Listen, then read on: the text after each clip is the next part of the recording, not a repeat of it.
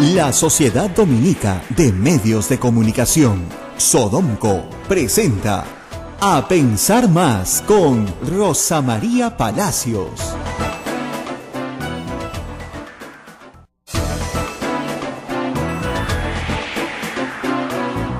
8 de la mañana, 1 minuto. Amigos, bienvenidos. Hoy es lunes 8 de mayo del año 2017. Estamos en vivo con Rosa María Palacios en A Pensar Más. Buen día. Muy buenos días. Empezamos la semana llenos de entusiasmo. No tanto tampoco, ¿no? Pero bueno, por lo menos tratando de levantarle el ánimo a todos los que se están levantando esta semana. El lunes no es feriado. Es distinta que la semana pasada. Va a ser más larga, ¿no? Es que hace friecito, pues. Que no ha hecho ayer. Claro. ¿Viste el calor que hubo ayer? Sí. Dices, Dios mío, ya guardé todo lo de verano. ¿Por qué de nuevo? No, de verdad, ¿no? La vida del ama de casa es dura en esta ciudad. Cuando tú crees que ya sacaste la frazada, guardaste los zapatos de verano, ¿no? Te regalaste la ropa vieja, todo terminaste tu verano. Ajá. Es un calor de ver todo el mundo sancocho. Qué barbaridad. Pero en fin. Bueno, nosotros tenemos que hablar de otros calores. Candentes. Candentes.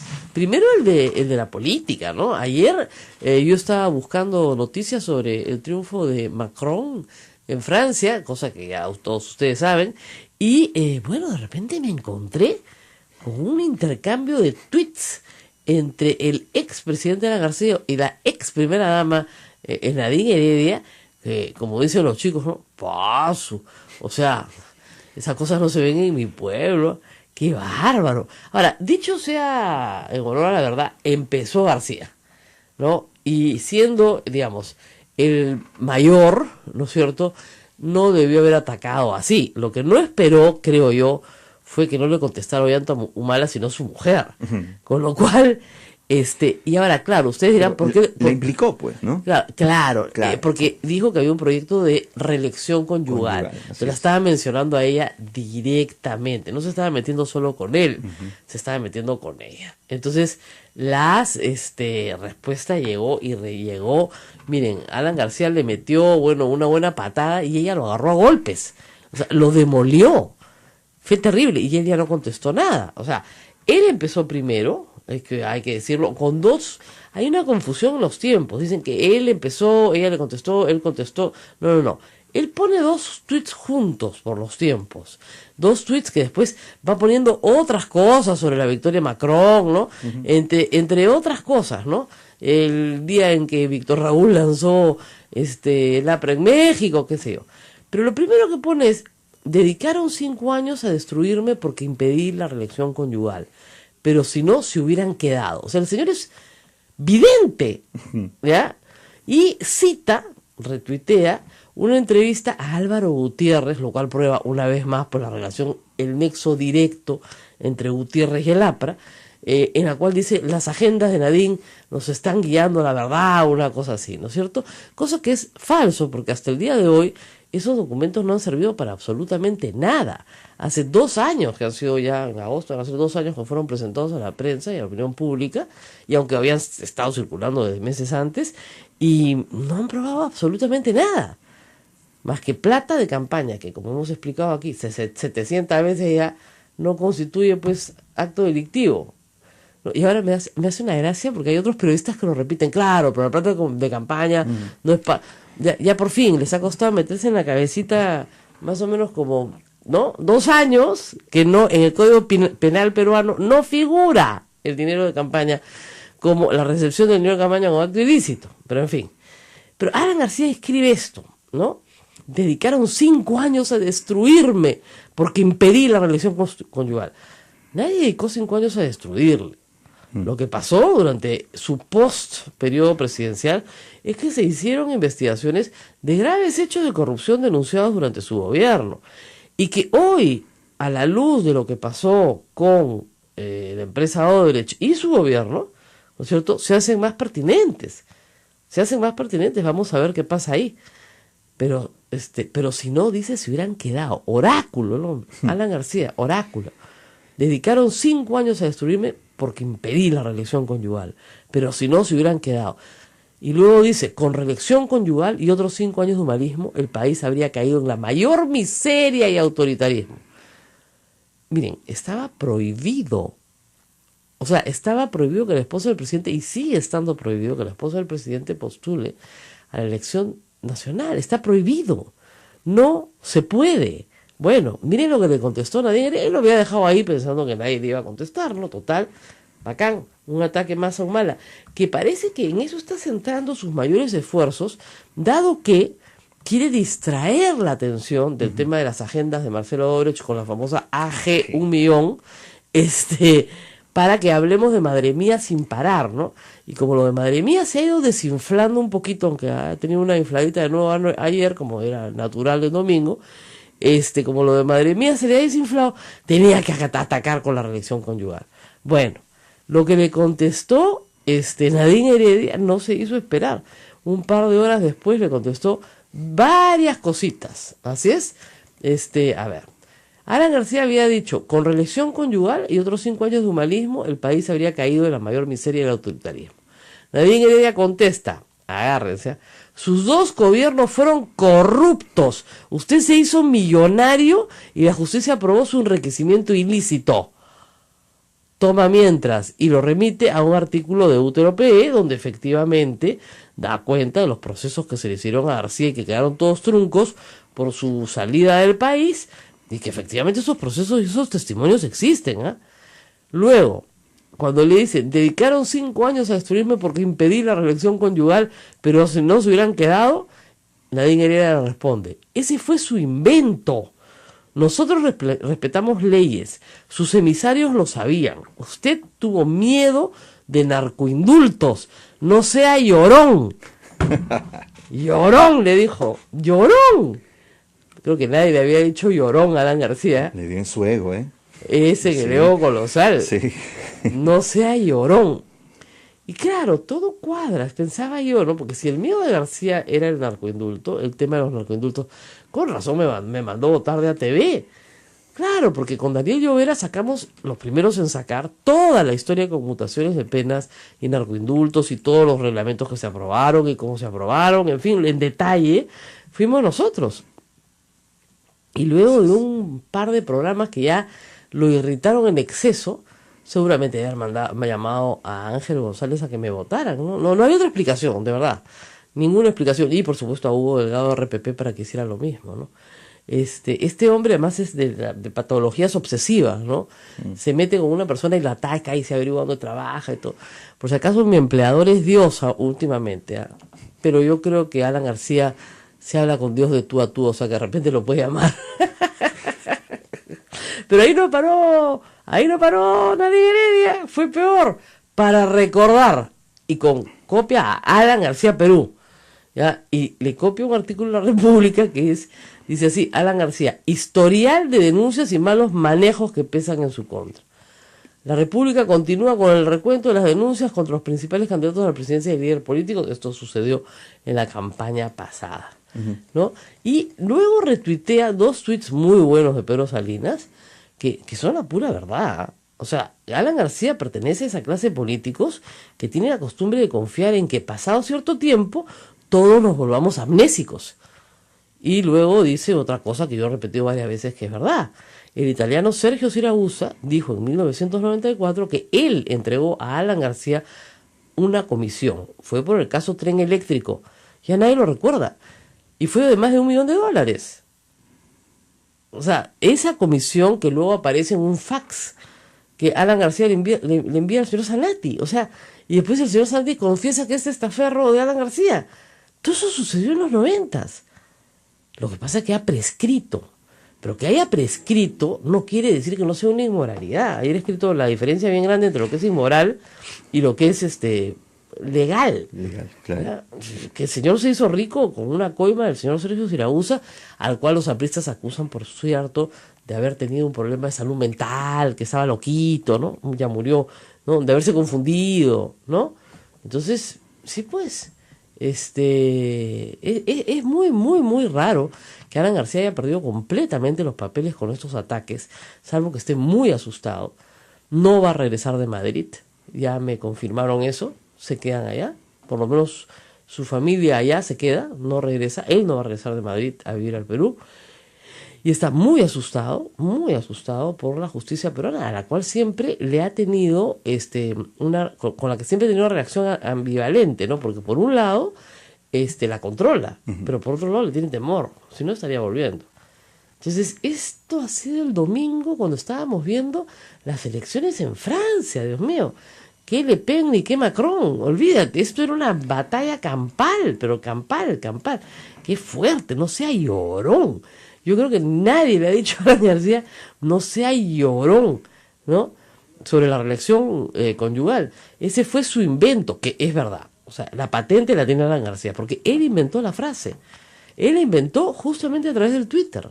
Y la repetía, y hacía que los apristas la repitieran. La expresión pareja conyugal es... Pareja conyugal. Pareja presidencial. Claro. Y luego elección conyugal. Que elección conyugal, son opciones de él. Pero lo que hay que decir es que Nadine Heredia y Iván Tumala tuvieron la culpa también. Sí, claro. Porque en vez de salir a deslindar el primer día, ¿no te acuerdas? No, no está en mi agenda.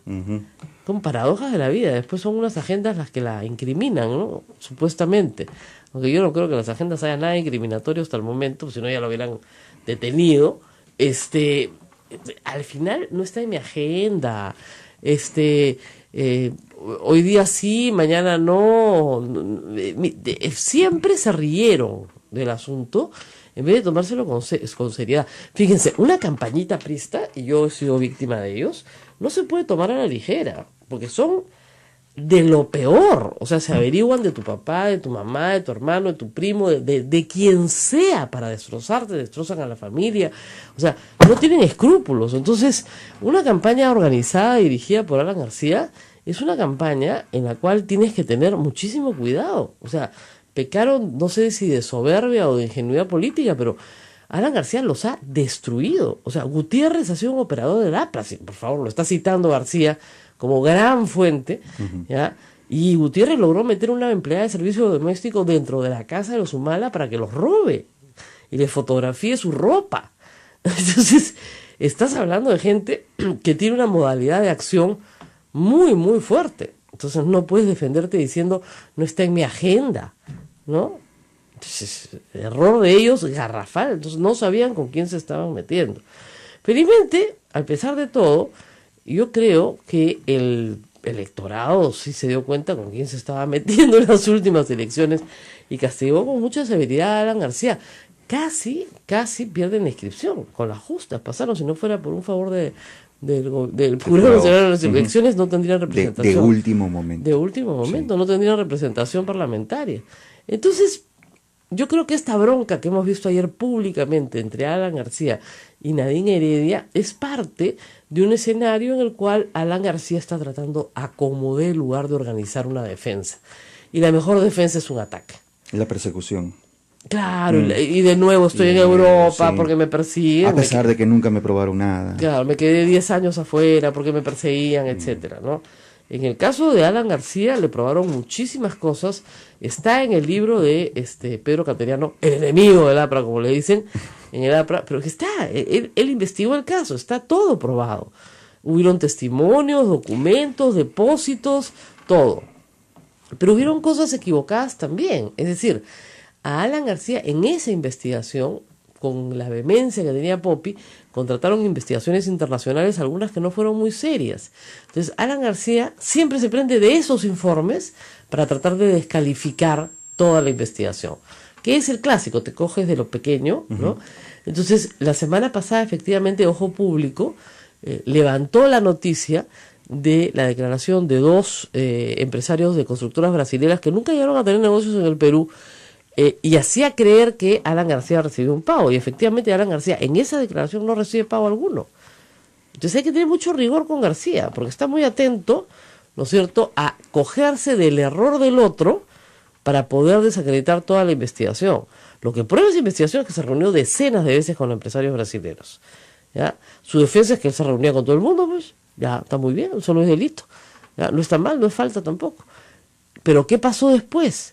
Lo que pasa después es que eso hace que no hablemos de la agenda de Marcelo Odebrecht, de las iniciales AG al lado de Olmos, $1 millón, o 1 millón, no son reales, ¿no? De repente es menos. Entonces, hay que tener mucho cuidado con informes que si los levantas por un lado, él los desacredita. Entonces yo puse, efectivamente, no hay ninguna afirmación de pago, más bien de no pago en esas declaraciones. ¿Y qué crees que hace Alan García? Me retuitea, con lo cual quiere decir que el hombre me lee, pero al pie de la letra, me sigue, está pendiente, que estaría mal, ¿no? Porque si el hombre me ha mandado a votar de tantos sitios para que yo no tenga trabajo, lo mejor que podría hacer es no leerme, ¿no? Y no retuitearme, no estar tan al pendiente de este programa que sé que escuchan con tanta preocupación en Madrid. Así que unos saludos a Alan García y familiares que nos escuchan con tanta dedicación y que no esté buscando bronca porque le van a contestar. Sí. O sea, Wow. ya los tiempos en los que nadie ¿no? Y todos los empresarios le levantan el teléfono y dicen, sí, Alan, ya pasaron, pues. Después de su último desempeño en las elecciones, todo el mundo sabe que no va a volver a ser presidente. Y que lo que viene sobre él no es bueno. Entonces, no creo que mucha gente le tenga ahora miedo o levante el teléfono para decir, sí, a fulano no lo van a contratar, a mengano sí, y discutir contrataciones y expulsiones de periodistas, que ha sido su especialidad durante años, ¿no? Ya a eso se ha dedicado. Pero en fin, ya contaremos todas estas historias. Estoy escribiendo un libro sobre estos temas, creo que va a ser divertido. Sí, de verdad. A la espera, sin duda. ¿Ah? A la espera del libro. A la eso espera está del buenísimo. libro, para la Feria del Libro, ¿no? Sí, sobre periodismo y la relación entre propietarios y presidentes. ¡Oh, qué espanto! ¡Qué pesado! Tenemos que ir a una pausa. Vamos a regresar para hablar también hoy día de hoy de Francia. Por supuesto nos va a ayudar Francisco Belaunde. Y vamos a hablar también de otros asuntos. ¡Madre mía! Tenemos la aparición de unos testigos. Edmundo Cruz nos habló, ¿se acuerdas? De soldados de la patrulla. Pues hoy es primera plana de la República. Sin embargo, leyendo adentro el texto con calma, se verá que noticia de estos testimonios ya había hace mucho tiempo. Y más bien que en el 2011 el señor Daniel Aguataz acusó a estos dos supuestos violadores de derechos humanos por orden de Humala, de haber querido extorsionarlo pidiéndole una cantidad importante de dinero. Eso está en la edición de hoy de la República, así que va a estar interesante. Vamos a leer eso en un rato. Vamos a la pausa. Volvemos. Esto es A Pensar Más con Rosa María Palacios. Sí. Sodomco, Sociedad Dominica de Medios de Comunicación. 8 de la mañana, 21 minutos, continuamos. Esto es A Pensar Más con Rosa María Palacios. El fin de semana del sábado fui a ver Macbeth, sin H, Macbeth, es un Macbeth peruano, es una adaptación de la obra de Shakespeare, y habla sobre la política, el poder, los medios también. Es divertido porque en la obra original de Shakespeare hay un oráculo, una bruja, ¿no? Así es. En este caso la bruja es una presentadora de televisión, ¿no? Entonces está muy bien hecho. La presentadora es Denise Arregui, que lo hace muy bien, y el elenco es muy bueno, pero es muy moderno, es un solo acto, y claro, narra en realidad Shakespeare era un observador de la naturaleza humana. No sabía qué era la esquizofrenia, pero lo que narra es a un hombre, a un político ambicioso por el poder, atormentado por los fantasmas, ¿no es cierto?, de sus actos ilícitos. Hay alguna gente que y cómo pierde el poder justamente por sufrir estos tormentos, ¿no? Claro. Entonces, y hace tontería tras tontería porque los tormentos del pasado lo persiguen. No nos estamos refiriendo a ningún político conocido. Okay. Es una referencia de una obra, nada nada más. más, tranquilos. No estamos refiriéndonos a nadie que esté en Madrid, que está haciendo tonterías, como queriendo tweets, pensando que nadie le va a volver al ataque. Pero regresando al tema de Madre Mía, hay dos miembros de la tropa, digamos, que estaban con Ollantaytamala en Madre Mía en el año 92. Son el ex sargento segundo Leonardo Soria García y el ex soldado Adolfo Becker Silva Morales, cuyos testimonios figuran en audios desde hace ya algún tiempo, o sea, desde finales del año pasado. No es novedad, desde el 2015, en poder de la Fiscalía para delitos de terrorismo y violación de derechos humanos. O sea, esto ya estaba. Lo raro es que esto es de diciembre del año pasado, no de ahora. ¿no? Perdón, de diciembre del 2015. Ya tiene más de un año. Hace 2 años, ¿ok? Claro. 1 año y 4 meses, ¿ok? Esto se ha recogido en Cuarto Poder, ¿ya? ¿Y quién es el que los presenta y habla de eso? No sé qué. Un señor que se llama Jorge Paredes Terry, que está vinculado al Movadef, que fue nacionalista, ¿eh? O sea, que fue nacionalista, pero más bien fue aparentemente muy oportunista, luego se salió de esto, y está vinculado a esta gente del Movadef. No es un testigo muy, como se dice, confiable.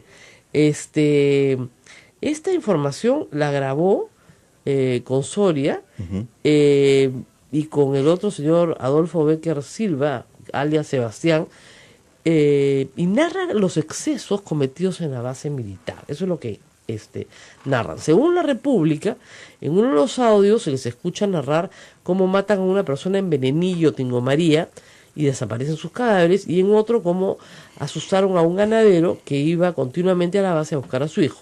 El hijo había desaparecido unos días antes y había sido matado por el capitán Carlos. Ahora, recuerden que hay 3 capitanes Carlos, pero en fin, el ganadero estaba buscando a su hijo, pero ya estaba desaparecido. Ya lo habíamos sumergido río abajo. La responsabilidad fue de Ollanta. El muchacho era terruco. Eran las 5 de la mañana. Llegamos y uno entra a la casa y el otro, por querer arma, me sigue. Y Ollanta le ve pasar y dispara. Señala Soria, dice que el otro soldado puede corroborar su versión. En otra grabación indica que en el año 2011 se reunió con los Humala, quien llegó a Huánuco en gira proselitista y le prometió ayudarlos si no hablaban sobre lo que había ocurrido en Madre Mía. Ya, pero ¿por qué no les ofreció eso en el 2006, ¿no? Que es donde se inicia el proceso? En el 2011 ya estaba absuelto, pero en fin.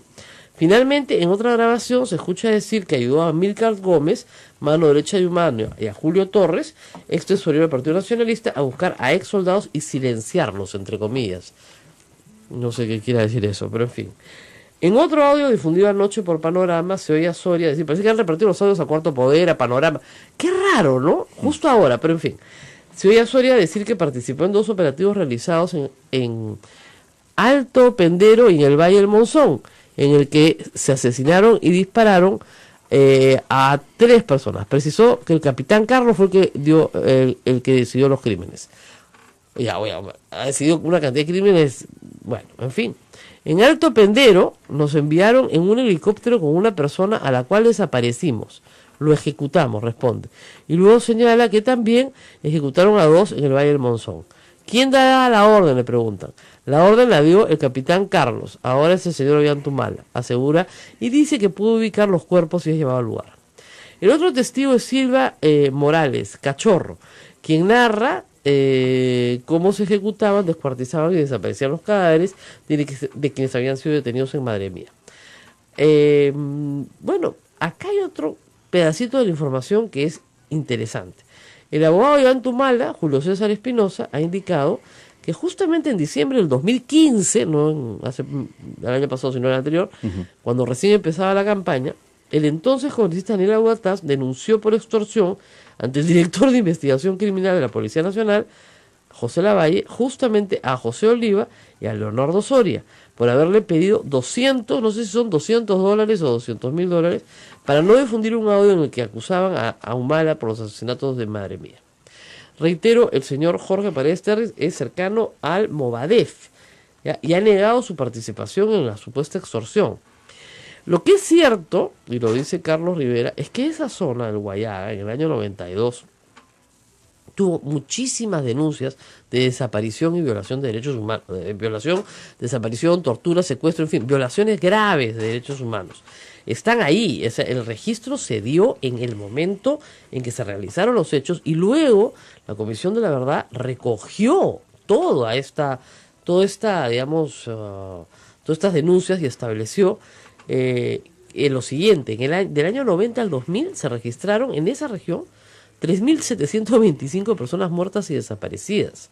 En ese periodo, los años con mayor violencia, obviamente, fueron los años entre el 90 y el 93. Cuando cae ya Abimael Guzmán, bajan los niveles de violencia. No fueron hechos aislados los hechos de Madre Mía.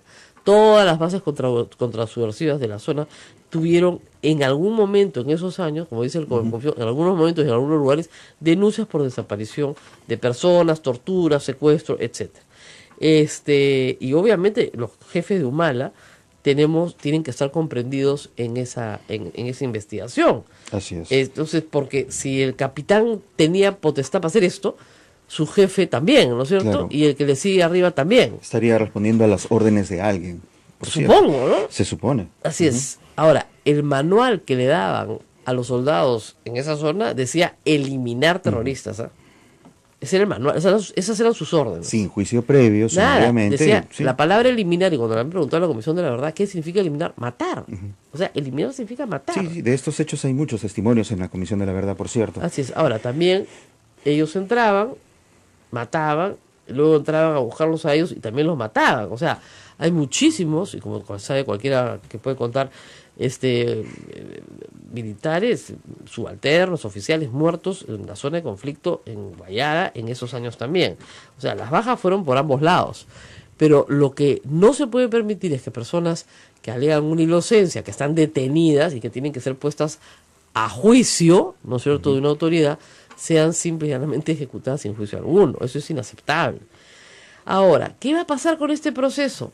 Primero, la cosa juzgada establece que tú tendrías que tener nuevos testimonios, nuevos testigos, nuevos hechos. Aparentemente estos testigos, que ya hablaron en el 2015, porque la Fiscalía ya tiene estos audios, tienen que ir a la Fiscalía, ratificar su versión, decir que efectivamente ellos han dicho eso y luego ratificarse en un juicio oral. Si eso no sucede, no tienes nada.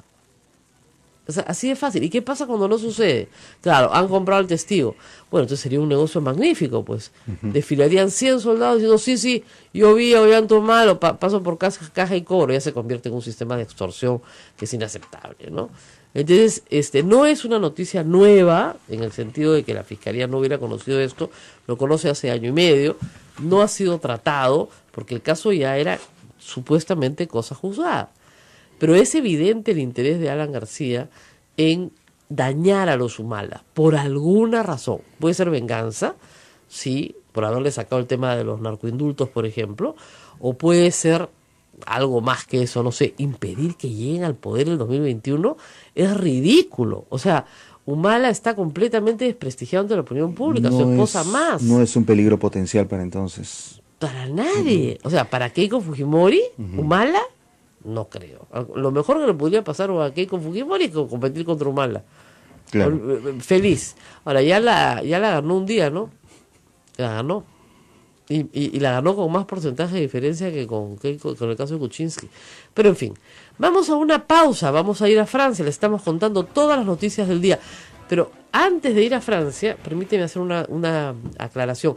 Íbamos a tener al ministro de Asombrío hoy día acá, lamentablemente está con los gobiernos regionales esta mañana, pero sí hay un asunto que plantearle, y creo que le están planteando bastante gente.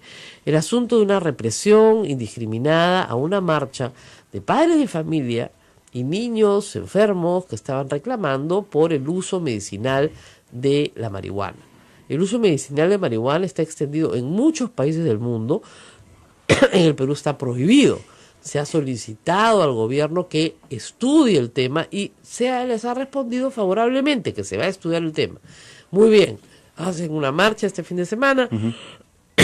Y estamos hablando de padres de familia. Tengo un testimonio dramático de una persona que me ha escrito niños con sillas de ruedas, por el amor de Dios, ¿ya? Y a la altura del centro comercial, acá el centro cívico, los han reprimido con gases lacrimógenos. O sea, los han gaseado. ¿Ya? ¿Cómo pueden gasear niños? Y lo que más indignación le da a la gente es que a la marcha del Movadef no le pasó nada, ni con el pétalo de una rosa. ¿Ya? Yo creo que este es un error grave de la Dirección de Orden Público de la Policía Nacional, pero no creo que sea un error casual. Esto se está dando dentro del marco de una camita que le están haciendo al ministro para sacarlo. Ya la policía lo va a tener casi un año y estoy segura que muchos están descontentos con el ministro porque han perdido sus negocios, su modo de vida, Sí. si quieren ponerlo de alguna manera, y lo quieren sacar. Porque cuando la policía se equivoca de esa manera, no es casual. O sea, es un error, por supuesto, estas personas no han hecho nada incorrecto. No se les tiene por qué gasear ni por qué maltratar.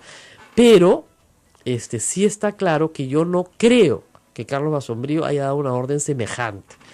es una persona muy comprometida con el prójimo. Hubiera sido interesante escuchar esa afirmación de parte como de él, para claro. decir que él ha ordenado o que él ha Así tenido es. conocimiento de que se le meta gases lacrimógenos Y que en a medio una de marcha con niños Claro, enfermos. y que en medio de esa orden se hayan excedido, en fin, que lo justifique de alguna forma, ¿no? No. La verdad es que no es así. Para nada. No es así para nada. Pero en fin, vamos a la pausa y regresamos. Esto es A Pensar Más con Rosa María Palacios.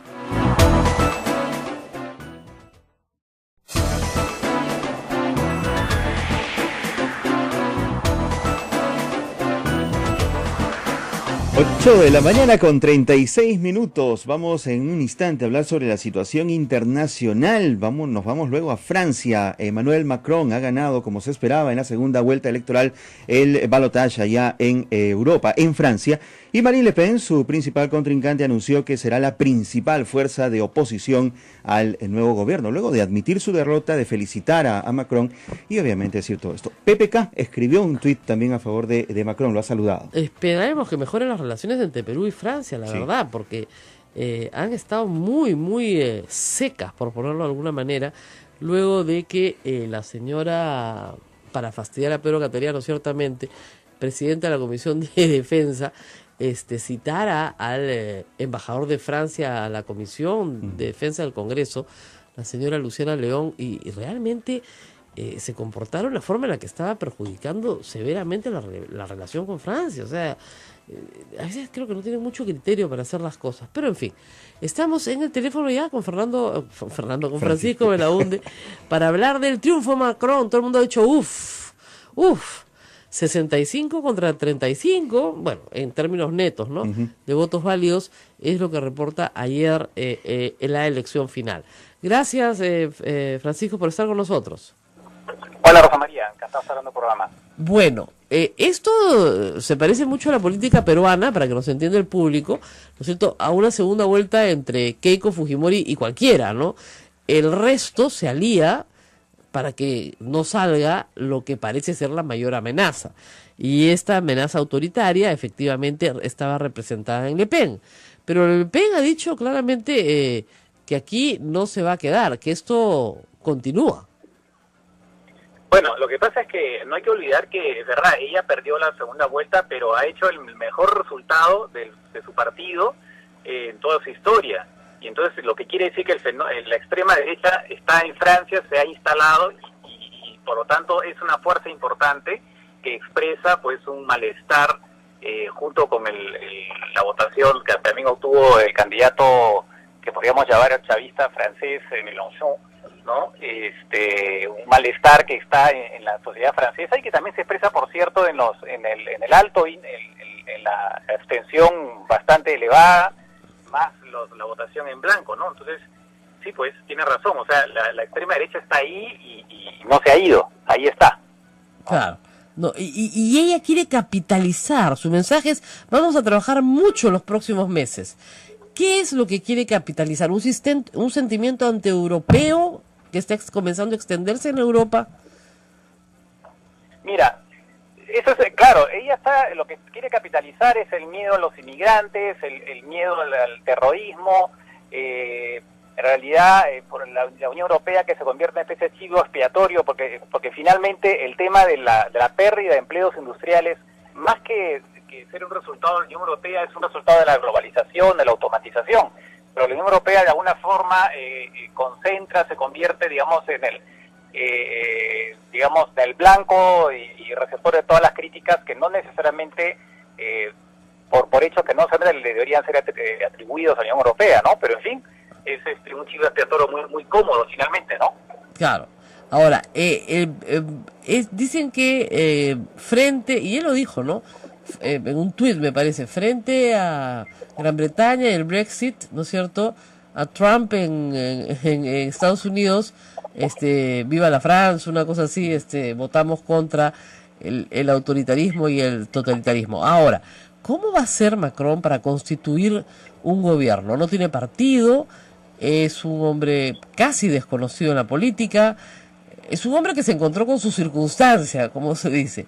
¿Cómo va a constituir gobierno? ¿Cómo crees? ¿Va a recurrir a sus viejas amistades socialistas? ¿Cómo armaría un gobierno? Mira, para empezar tiene que ganar las elecciones legislativas. Yo veo muy complicado que pueda obtener por sí solo, digamos, su movimiento puede obtener una mayoría propia, ¿no? Lo más probable es que tenga sí una votación importante, pero que después tenga que formar algún tipo de coalición, eventualmente con el Partido Socialista, o eventualmente la derecha clásica, ¿no? Eso habrá que verlo en su momento. Además, no teniendo un verdadero partido, eso lo fragiliza aún más. Él, por lo que se está viendo, probablemente va a mostrar caras nuevas. Hay mucha gente joven con él, ¿no? Gente que son más bien tecnócratas, pero va a tener también que rodearse de políticos, porque el problema es que si convierte su gobierno, le da un acento excesivamente tecnocrático, pues lo que puede pasar es simplemente que la arrogancia del tecnócrata brillante sucumba ante las realidades de la política para la que no están simplemente los tecnócratas preparados, ¿no? Claro. Ahora, en estas elecciones legislativas que en Francia tienen, digamos, el buen tino de hacerlas después de estas elecciones, ¿para cuándo son y quiénes serían los principales contendores? Mira, son en un mes, un poco más de un mes. Los principales contendores, bueno, van a ser en realidad los partidos que estuvieron en el cuarteto final, ¿no? O más bien, no, el quinteto, porque hay que incluir al partido socialista, ¿no? O sea, la derecha republicana, después también, bueno, los dos que llegaron a la segunda vuelta, y Mélenchon, el partido de Mélenchon, que es un partido, como dije, más bien de una izquierda más bien más radical, y al Partido Socialista, que aunque ha tenido un resultado en las presidenciales impresionantemente bajo, ¿no? Con apenas un 6%, de todas maneras sigue siendo un partido y se puede esperar que en todo caso le vaya mejor en la legislativa. Eso vamos a verlo, ¿no? Lógico. Claro, o sea, igual, digamos, sí hay un partido formado, lo que no es una tradición, un pasado, etcétera. Ahora, ¿podría formar gobierno con el socialismo? Mira, yo creo que eso podría ser la figura más probable, porque no hay que olvidar que, como decíamos, o sea, con Macron hay muchos dirigentes del Partido Socialista, hay parlamentarios actuales, ¿no? Incluso parlamentarios actuales del Partido Socialista que se han ido con Macron. O sea, lo que pasó con el Partido Socialista es que se ha partido de alguna manera, ¿no? Entonces, digamos, sería una alianza natural y se convertiría, pues, efectivamente en una fuerza liberal socialista, centro-izquierda, si se quiere, ¿no? Pero con una tonalidad liberal, porque no hay que olvidar que Macron es un liberal, ¿no? Es una persona que quiere, por ejemplo, liberar las normas laborales en Francia, que son bastante tradicionalmente son, digamos, más severas que en otros lugares, ¿no? Claro, ahora, es interesante ver la votación por zonas, ¿no? Ayer veía que París le dio el 90% de los votos a Macron. Tal vez porque es una ciudad más cosmopolita, porque está más abierta al mundo, porque no tiene estos nacionalismos xenofóbicos arraigados. Bueno, en general las ciudades, efectivamente París es un caso clarísimo, pero en general las grandes ciudades han estado con Macron. Claro, porque son, digamos, es el cosmopolitismo, digamos, las ciudades son las que están conectadas a la globalización, y entonces tienen, digamos, no quieren renunciar a eso, ¿no? En cambio, Marine Le Pen ha obtenido grandes resultados en pequeños pueblos olvidados, donde hay pues y también en algunos lugares donde hay industrias siniestreadas. Entonces, claro, son dos electorados bastante disímiles, ¿no?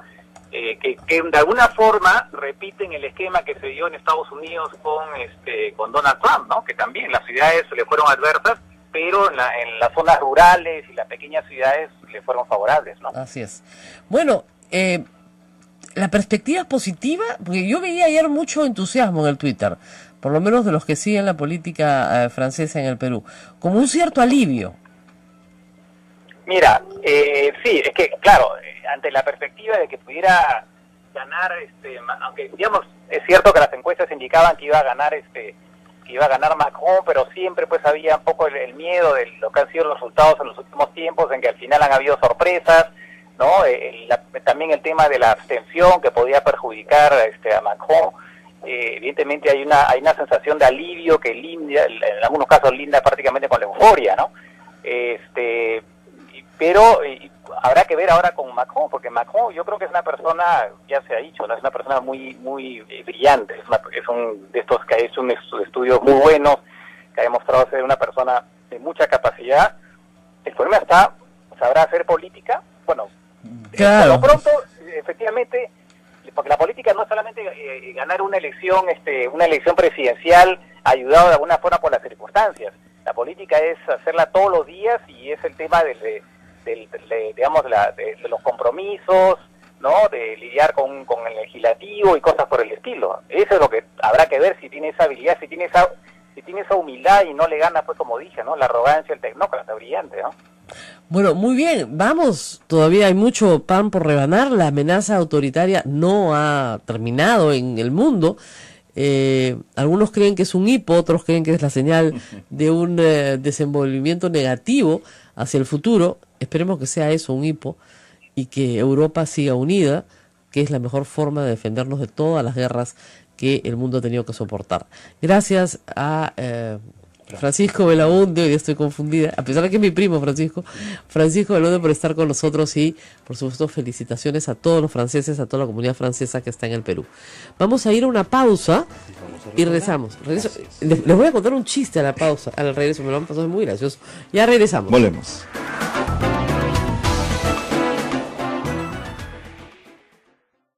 Sodomco, Sociedad Dominica de Medios de Comunicación.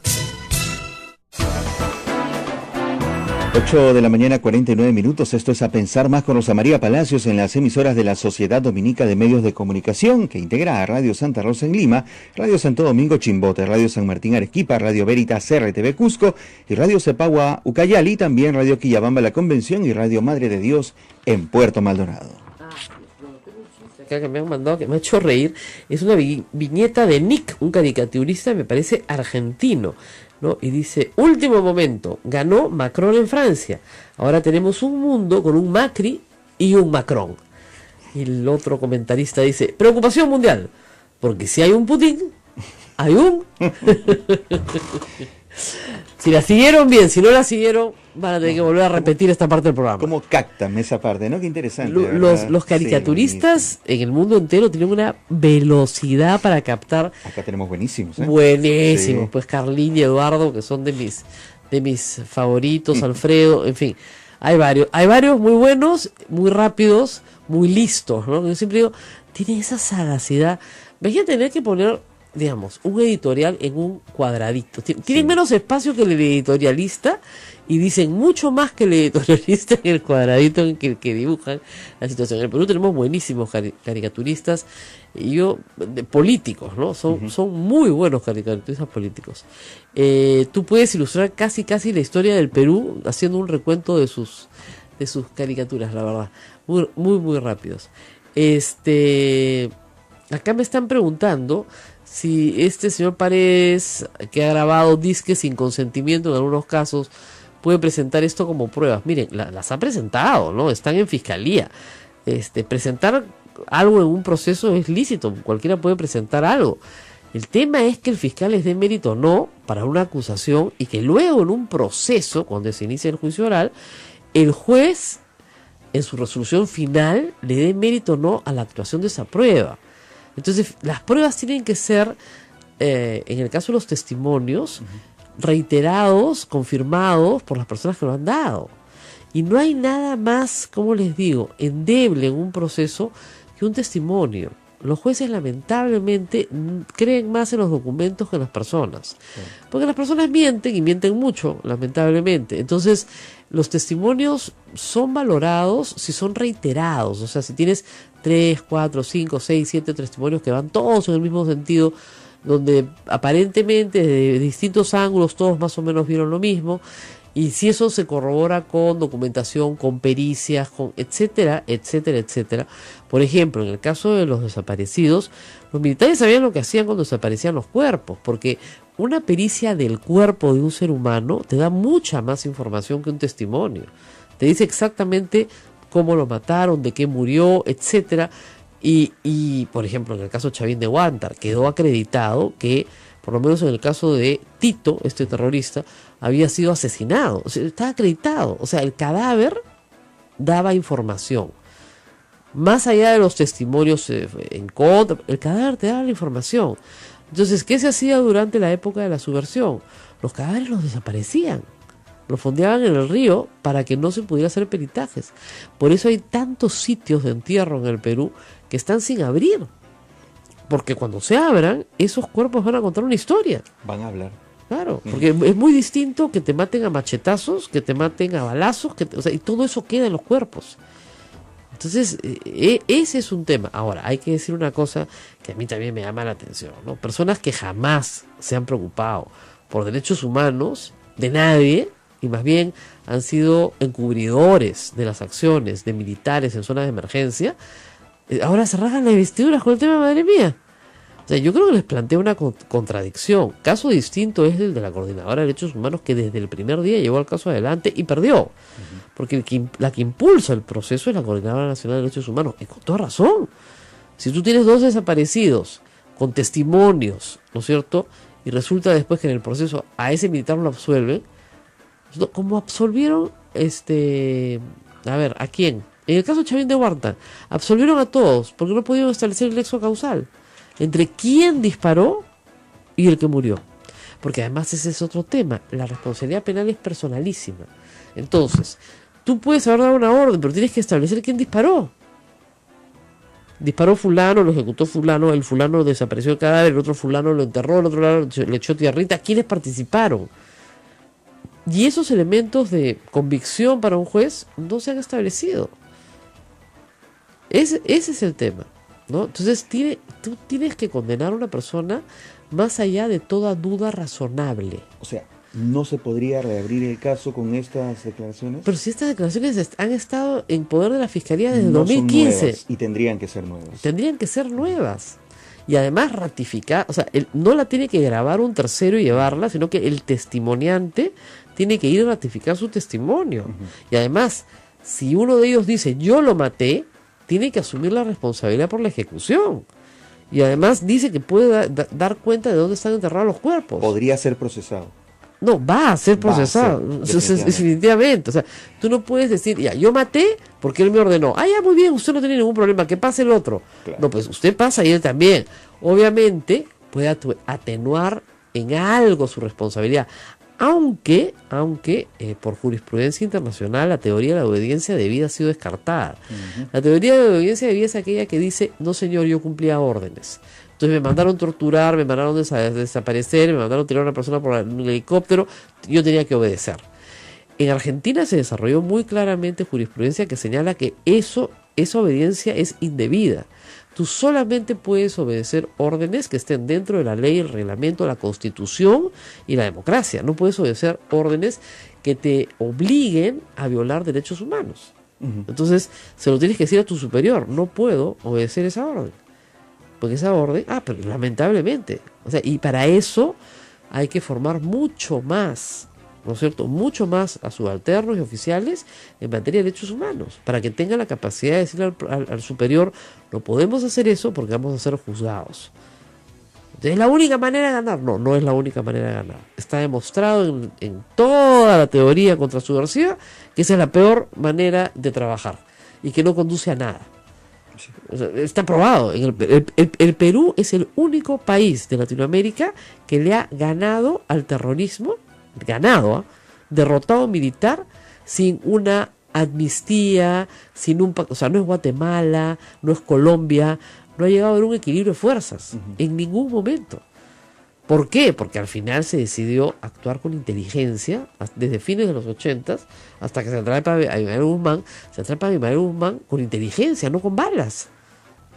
No con balas, no se disparó una bala para atrapar a Abimael Guzmán. Entonces, efectivamente, cuando cambia, ¿no es cierto?, la actitud de tierra arrasada por vamos a encontrar a los que están manejando esto y vamos a meterlos a la cárcel y vamos a juzgarlos en procesos debidos, tanto que los procesos de todos los terroristas se volvieron a hacer para que no quede duda de que estaban dentro del debido proceso. O sea, en este momento están presos con procesos inmaculados. O sea, no hay ahí duda de que están correctamente encarcelados. No por el odio popular que les podamos tener, sino porque efectivamente se siguieron procesos con todas las garantías constitucionales. Entonces, el caso de los terroristas, de la cúpula terrorista en el Perú, es un clarísimo ejemplo de cómo manejar bien un problema de terrorismo. Estos militares que los soltaban, capitanes, que los soltaban en medio de la selva solos, a jugarse la vida con 20 conscriptos, porque eran gente que hacía servicio militar obligatorio, ¿no es cierto? Y que muchas veces ni siquiera andan en la propia zona. Claro, les daban la orden de ya, pues, eliminar. Eso decía el manual, elimine usted. Entonces, si sospechabas que te podía disparar, le disparabas tú primero. Y si sospechabas que era terrorista, estaba desarmado, también le disparabas y después lo desaparecías. Ollantumala siempre decía, ellos se llevaban a sus muertos y nosotros a los nuestros. No sé, porque yo le he preguntado, ¿cuánta gente ha matado? No lo sé. Nosotros disparábamos. Y en un ataque, digamos, cuerpo a cuerpo, efectivamente, te están plenamente convalidados por el Estado para disparar a matar. Lo que no se puede es detener personas, torturarlas, asesinarlas y desaparecerlas, claro, bajo la supuesta convicción de que son terroristas. O sea, la convicción de que son terroristas se tiene que lograr en un proceso. No son jueces. Exactamente, ni verdugos. Claro. Exacto. Exactamente, ni fiscal, ni juez, ni verdugo. Y la prensa, eso hay que recordarlo siempre, tampoco podemos sustituir al fiscal y al juez y constituirlos normalmente en verdugos. Yo ayer escribí sobre un tema que es un tema clásico de filosofía del derecho, ¿no? Me lo han dicho varios. Este es el tema clásico de filosofía del derecho. ¿Qué cosa es justo y qué cosa es legal? Claro. Y hay muchísimas injusticias completamente legales. Pero completamente legales. Muchas, injusticias. Y también hay muchas, al revés, ¿no? Muchos actos de justicia que son ilegales. Muchos actos que son morales, pero que son ilegales. A ver, examen. A ver, un acto, yo siempre les digo en la clase cuando hablo de justicia y moral, ilegalidad, moral y ilegalidad, ¿no? A ver, un acto que sea moral, pero que es ilegal, o que ha sido ilegal. Moral pero ilegal. Moral pero ilegal, esa es tranca. Sí, está difícil, está complicado porque estás lidiando con dos situaciones. Moral, no tiene nada de malo, pero te pueden meter preso. No, a ver, ya, es un ejemplo viejo. A ver, sí. En la época de los militares y luego en un periodo de Alan García, no podías tener moneda extranjera porque te metían preso, era delito tener moneda extranjera. Oh, vamos. Ya, o sea, tener moneda extranjera, poseer moneda extranjera no es inmoral. Ya, pero te metían preso. Diga, moneda precisamente del país con el que estás en conflicto. No, dólares. Tú tenías dólares en la época militar, en los 70s, y te multaban con el décuplo de lo que te habían encontrado, más te ibas a la cárcel. Claro. ¿Ya? Ese es un típico caso de una norma impuesta para controlar divisas, que no hay ninguna inmoralidad en tener las divisas, pero que es ilegal tenerlas. ¿Ya? Típico, y el Estado hace eso todo el tiempo. ¿Ya? Otros casos de conductas al revés, que son perfectamente inmorales, pero que no son penadas. Lo que yo siempre digo, por ejemplo, dos personas que viven en la misma casa, son familiares, papá, mamá, dos hermanos. Tú le robas a tu hermano. ¿Es inmoral? ¿Cómo no va a ser inmoral robarle a tu hermano? Sí. ¿Vas preso? No, tiene que confesarse nada más. No es delito. Bueno, exactamente como te decía, vas a confesar, te devuelves lo. Acuérdate que en la confesión, en el caso del robo, hay que devolver. Exacto. Hay que devolver, porque eso es el acto de justicia, la reparación. Pero eso sí lo aprendí. El acto fue cometido en el mismo lugar que comparten todos los elementos, por ende, no hay un delito. No hay delito. O sea, si tu hijo te roba, no es delito, es causal y eximiente. Si tú proteges a un prófugo de la justicia, que es tu hijo, viene huyendo. Claro. ¿Es una inmoralidad que tú protejas a un prófugo de la justicia? Sí, pero es tu hijo, pues. Entonces la ley no te condena. ¿Ya? Y así hay mucho. Y todo lo que no está en el Código Penal, es legal. Es legal. O sea, no es delictivo. Digamos. Puede ser inmoral, pero no es delictivo. El hurto de uso, por ejemplo. Yo me llevo el celular de Ismael. Pero lo necesitabas para hacer una llamada urgente. Un ratito, quería ver no sé, lo que fuera, mi Twitter. Se lo devuelvo. Oye, pero me lo has robado. De hurto de uso, ¿yo te lo devolví? No es delito. Por la cuantía, por ejemplo, ¿se acuerdan? Durante muchos años, por la cuantía, ahora no, pero por la cuantía no se procesaba a la gente. O sea, oiga, pero igual me he robado. Un ejemplo, a ver, muy simple si quieres. Robar comida. Por necesidad. Por ejemplo, sí, ¿No? es delito. Claro. Y moralmente está aceptado. Exactamente. O sea, si tu hijo tiene hambre, tú estás eximido, por lo menos en la religión católica, ¿no es cierto? Porque hay una causa de gravedad. Es decir, se te puede permitir robar un pan para que tu hijo coma, pero vas preso. Los Miserables, Jean Valjean, o sea, ¿te das cuenta? Así es. ¿No? La ley es la ley y tiene que cumplirse con rigor. ¿Ok? Pero no has hecho un acto inmoral, has hecho un acto moral. Le has dado de comer a una persona que estaba hambrienta, ni siquiera era probablemente para ti. O sea, Robin Hood va preso, ¿te das cuenta? Pero moralmente puede ser muy aceptado. Así es. Entonces, no es lo mismo y genera enorme frustración en la gente. Pues, oye, pero este es un sinvergüenza, es un ratero, es un ladrón, ¿por qué no está preso? Porque tenemos un principio de Estado de Derecho que es el siguiente. Ese ratero, sinvergüenza y ladrón, aunque usted no lo crea, tiene derechos. Y uno de sus derechos es que se le pruebe en juicio lo que ha hecho. Si no se le prueba, él no tiene que probar su inocencia. Le tiene que probar la fiscalía el daño que ha causado, el delito que ha cometido. Y si no se le prueba en un proceso, no cantemos victoria. Hasta ahora en el Perú se ha podido meter preso a un solo presidente. Porque claro, Leguía estuvo preso, pero estuvo preso, nunca fue procesado, ¿no? En cambio, Fujimori se ha sido procesado con un proceso con todas las garantías del debido proceso. Leguía murió en la cárcel. Leguía murió muy rápidamente. Sí, O sea, sí. al año de haber sido apresado murió en el Panóptico. Claro. ¿Ya? Muy rápido. ¿Ya? Pero en el caso de Fujimori ya tiene, vamos a cumplir 10 años, ¿ya? Y en ese caso se siguió un proceso completo, que puede haber sido discutido en muchos de sus extremos, pero el proceso como proceso tuvo derecho a un abogado, tuvo derecho a las garantías, tuvo una acusación, tuvo la oportunidad de conocer todos los hechos que se le imputaban, todas las garantías del proceso penal. Se presentaron testigos. Mucha gente no cree que las pruebas presentadas fueran suficientes para condenarlo. Ya, eso es una discusión subjetiva que critica la resolución judicial, pero se le confirmó en doble instancia. O sea, tuvo todas las garantías procesales. Yo le deseo lo mismo a Alejandro Toledo, a Alan García, a Ollanta Humala, que si se les va a procesar, se les procese bien para lograr las condenas que haya que lograr, si es que se logran. Yo no soy fiscal, o sea, no tengo por qué perseguir su condena, pero sí tenemos que explicarle al público que la inmoralidad que podemos condenar en nuestro fuero interno, porque es una inmoralidad, determinadas acciones, no necesariamente conlleva un castigo en el sistema penal peruano. Son dos cosas completamente... O sea, pero qué injusto. Sí, pero hay que entender que los acusados también tienen derechos. Y si un acusado no tiene derecho, no está juzgando, estás ajusticiando. Así es, he escuchado mucho ese comentario y genera cierta frustración en la población. Por supuesto, cólera, ¿no? Oye, pero no es justo. Pero es legal, es ilegal. No se puede hacer de otra manera. Entonces, ¿cómo nos gustaría? Sí, pero no se puede, pues. Esa es la gran discusión. Entonces, como los políticos saben de la frustración nacional, se acusan entre ellos. Este episodio entre Nadine Heredia y Alan García es eso. Pero saben que nada de lo que está diciendo ha sido probado en juicio. Ni que se querían quedar en el poder, ni que iban a promover la reelección conyugal, ni que se ha enriquecido y ha robado sus dos gobiernos. O sea, nada de eso se ha probado en juicio. Pero evidentemente las imputaciones cruzadas quedan, ¿no? Así es. Obviamente. Bueno, nos tenemos que ir. Muy buena clase.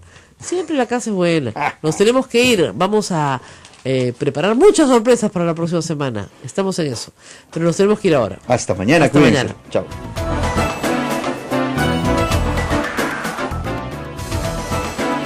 Hasta aquí, A Pensar Más con Rosa María Palacios.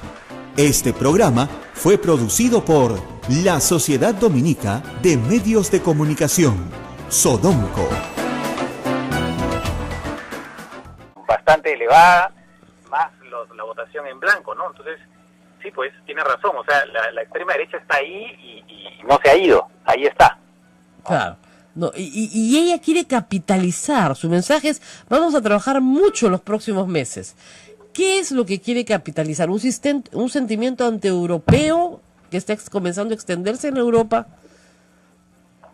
Mira, eso es claro, ella lo que quiere capitalizar es el miedo a los inmigrantes, el miedo al terrorismo, en realidad por la Unión Europea que se convierte en especie de chivo expiatorio, porque finalmente el tema de la pérdida de empleos industriales, más que ser un resultado de la Unión Europea, es un resultado de la globalización, de la automatización. pero la Unión Europea de alguna forma se convierte, digamos, en el digamos, del blanco y receptor de todas las críticas que no necesariamente por hecho que no le deberían ser atribuidos a la Unión Europea, ¿no? Pero en fin, es un chivo expiatorio muy cómodo finalmente, ¿no? Claro. Ahora, dicen que frente, y él lo dijo, ¿no? En un tuit me parece, frente a Gran Bretaña y el Brexit, ¿no es cierto?, a Trump en Estados Unidos, viva la France, una cosa así, votamos contra el autoritarismo y el totalitarismo. Ahora, ¿cómo va a ser Macron para constituir un gobierno? No tiene partido, es un hombre casi desconocido en la política, es un hombre que se encontró con su circunstancia, como se dice. ¿Cómo va a constituir gobierno? ¿Cómo crees? ¿Va a recurrir a sus viejas amistades socialistas? ¿Cómo armaría un gobierno? Mira, para empezar tiene que ganar las elecciones legislativas. Yo veo muy complicado que pueda obtener por sí solo, digamos, su movimiento puede obtener una mayoría propia, ¿no? Lo más probable es que tenga sí una votación importante, pero que después tenga que formar algún tipo de coalición, eventualmente con el Partido Socialista, o eventualmente la derecha clásica, ¿no? Eso habrá que verlo en su momento. Además, no teniendo un verdadero partido, eso lo fragiliza aún más. Él, por lo que se está viendo, probablemente va a mostrar caras nuevas. Hay mucha gente joven con él, ¿no? Gente que son más bien tecnócratas, pero va a tener también que rodearse de políticos, porque el problema es que si convierte su gobierno, le da un acento excesivamente tecnocrático, pues lo que puede pasar es simplemente que la arrogancia del tecnócrata brillante sucumba ante las realidades de la política para la que no están simplemente los tecnócratas preparados, ¿no? Claro. Ahora, en estas elecciones legislativas que en Francia tienen, digamos, el buen tino de hacerlas después de estas elecciones, ¿para cuándo son y quiénes serían los principales contendores? Mira, son en un mes, un poco más de un mes. Los principales contendores, bueno, van a ser en realidad los partidos que estuvieron en el cuarteto final, ¿no? O más bien, no, el quinteto, porque hay que incluir al partido socialista, ¿no? O sea, la derecha republicana, después también, bueno, los dos que llegaron a la segunda vuelta, y Mélenchon, el partido de Mélenchon, que es un partido, como dije, más bien de una izquierda más bien más radical, y al Partido Socialista, que aunque ha tenido un resultado en las presidenciales impresionantemente bajo, ¿no? Con apenas un 6%, de todas maneras sigue siendo un partido y se puede esperar que en todo caso le vaya mejor en la legislativa. Eso vamos a verlo, ¿no? Lógico. Claro, o sea, igual, digamos, sí hay un partido formado, lo que no es una tradición, un pasado, etcétera. Ahora, ¿podría formar gobierno con el socialismo? Mira, yo creo que eso podría ser la figura más probable, porque no hay que olvidar que, como decíamos, o sea, con Macron hay muchos dirigentes del Partido Socialista, hay parlamentarios actuales, ¿no? Incluso parlamentarios actuales del Partido Socialista que se han ido con Macron. O sea, lo que pasó con el Partido Socialista es que se ha partido de alguna manera, ¿no? Entonces, digamos, sería una alianza natural y se convertiría, pues, efectivamente en una fuerza liberal socialista, centro-izquierda, si se quiere, ¿no? Pero con una tonalidad liberal, porque no hay que olvidar que Macron es un liberal, ¿no? Es una persona que quiere, por ejemplo, liberar las normas laborales en Francia, que son bastante tradicionalmente son, digamos, más severas que en otros lugares, ¿no? Claro, ahora, es interesante ver la votación por zonas, ¿no? Ayer veía que París le dio el 90% de los votos a Macron. Tal vez porque es una ciudad más cosmopolita, porque está más abierta al mundo, porque no tiene estos nacionalismos xenofóbicos arraigados. Bueno, en general las ciudades, efectivamente París es un caso clarísimo, pero en general las grandes ciudades han estado con Macron. Claro, porque son, digamos, es el cosmopolitismo, digamos, las ciudades son las que están conectadas a la globalización, y entonces tienen, digamos, no quieren renunciar a eso, ¿no? En cambio, Marine Le Pen ha obtenido grandes resultados en pequeños pueblos olvidados, donde hay y también en algunos lugares donde hay industrias industriadas. Entonces, claro, son dos electorados bastante disímiles, ¿no? Que de alguna forma repiten el esquema que se dio en Estados Unidos con Donald Trump, ¿no? Que también las ciudades le fueron adversas, pero en las zonas rurales y las pequeñas ciudades le fueron favorables, ¿no? Así es. Bueno, la perspectiva es positiva, porque yo veía ayer mucho entusiasmo en el Twitter, por lo menos de los que siguen la política francesa en el Perú, como un cierto alivio. Mira, sí, es que, claro, ante la perspectiva de que pudiera ganar, aunque, digamos, es cierto que las encuestas indicaban que iba a ganar Macron, pero siempre pues había un poco el miedo de lo que han sido los resultados en los últimos tiempos, en que al final han habido sorpresas, ¿no?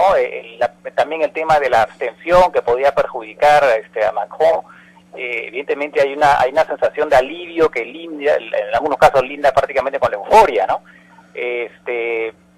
Pero habrá que ver ahora con Macron, porque Macron yo creo que es una persona, ya se ha dicho, ¿no? Es una persona muy brillante, es un de estos que ha hecho unos estudios muy buenos, que ha demostrado ser una persona de mucha capacidad. El problema está, ¿sabrá hacer política? Bueno, claro. Por lo pronto, efectivamente, porque la política no es solamente ganar una elección presidencial ayudado de alguna forma por las circunstancias. La política es hacerla todos los días y es el tema de los compromisos, ¿no? De lidiar con el legislativo y cosas por el estilo. Eso es lo que habrá que ver si tiene esa habilidad, si tiene esa humildad y no le gana, pues como dije, ¿no? La arrogancia, el tecnócrata brillante, ¿no? Bueno, muy bien, vamos, todavía hay mucho pan por rebanar, la amenaza autoritaria no ha terminado en el mundo. Algunos creen que es un hipo, otros creen que es la señal de un desenvolvimiento negativo hacia el futuro. Esperemos que sea eso, un hipo, y que Europa siga unida, que es la mejor forma de defendernos de todas las guerras que el mundo ha tenido que soportar. Gracias a Francisco Belaunde, hoy estoy confundida, a pesar de que es mi primo Francisco Belaunde, por estar con nosotros, y por supuesto felicitaciones a todos los franceses, a toda la comunidad francesa que está en el Perú. Vamos a ir a una pausa y regresamos. Les voy a contar un chiste a la pausa, al recuento de las denuncias contra los principales candidatos a la presidencia y líder político. Esto sucedió en la campaña pasada, ¿no? Y luego retuitea 2 tweets muy buenos de Pedro Salinas que son la pura verdad. O sea, Alan García pertenece a esa clase de políticos que tiene la costumbre de confiar en que pasado cierto tiempo todos nos volvamos amnésicos. Y luego dice otra cosa que yo he repetido varias veces, que es verdad. El italiano Sergio Siragusa dijo en 1994 que él entregó a Alan García una comisión. Fue por el caso Tren Eléctrico. Ya nadie lo recuerda. Y fue de más de $1 millón. O sea, esa comisión que luego aparece en un fax que Alan García le envía al señor Zanatti, o sea, y después el señor Zanatti confiesa que es testaferro de Alan García. Todo eso sucedió en los 90. Lo que pasa es que ha prescrito, pero que haya prescrito no quiere decir que no sea una inmoralidad. Ayer he escrito la diferencia bien grande entre lo que es inmoral y lo que es legal. Legal, claro. Que el señor se hizo rico con una coima del señor Sergio Siragusa, al cual los apristas acusan, por cierto, de haber tenido un problema de salud mental, que estaba loquito, ¿no? Ya murió, ¿no? De haberse confundido, ¿no? Entonces, sí, pues, es muy raro que Alan García haya perdido completamente los papeles con estos ataques, salvo que esté muy asustado. No va a regresar de Madrid, ya me confirmaron eso, se quedan allá, por lo menos su familia allá se queda, no regresa, él no va a regresar de Madrid a vivir al Perú.